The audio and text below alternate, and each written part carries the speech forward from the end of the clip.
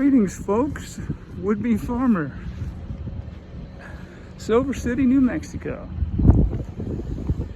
And I'm doing my series on back to school after 60, or back to school at 62, or whatever my title is.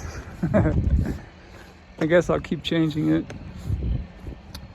But anyway, it's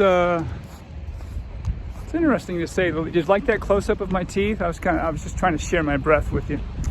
It is interesting to see differences between college in the 80s and college now. I'll give you a couple of examples that I find interesting.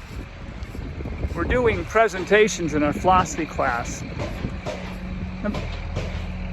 My experience with presentations was you stood in front of the rest of your class, or at a minimum you stood up and you spoke or whatever. And it tended to be spontaneous, and a now thing where you had to rehearse and you had to get it together, and then you put on whatever, whether it was 2 minutes or 3 minutes or 12 minutes or whatever. And there comes a certain amount of anxiety with that for most. A certain amount of training required, a certain amount of effort put into it. But now, like this, with this online class I have, it's you can do a spontaneous video, but what everybody does is they record a video, and I don't know how many times, and then you upload it. That's not quite the same thing. I'm not saying it doesn't have merit and there's no worth there. Certainly it has merit, there's worth there. But it's not the same thing, is it? So there's one difference. Just kind of a sidebar on that. One of the gentlemen in my class, he did a presentation, and I think a lot of the students are doing these presentations, they're doing the whole course via their cell phone. And I know right now I'm doing a video on my cell phone. Yeah, that's fine. I'm walking home from school. But in a philosophy class where you're getting credit, where you're studying to get a grade for your degree program, to fulfill a requirement,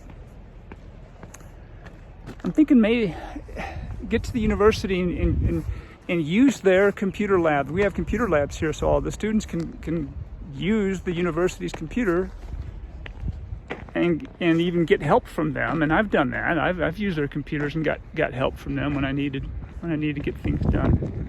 Well, one of these gentlemen clearly did. One of the gentlemen clearly did this on his phone in his garage or carport. And I'm not trying to get too personal with him, try to judge his circumstance, but he didn't have a shirt on. Now, it wasn't from the waist up or anything, but it was like what somebody would call a bust. You can see he had no shirt on, and I was like, this is a presentation for class. That never would have happened. I just can't see how that would have happened back in 1982. Anyway, another circumstance is something I've seen several of these students do. We're in an area of the library that says quiet space, quiet room, and there's signs everywhere. There's people up there talking. Now, they're not playing music and throwing stuff around, but they're talking. It's supposed to be completely quiet, and I don't get that. They're having a conversation, and it's not, can I see your assignment? Did you get the Shakespeare? No, it's not that. They're hanging out and chatting.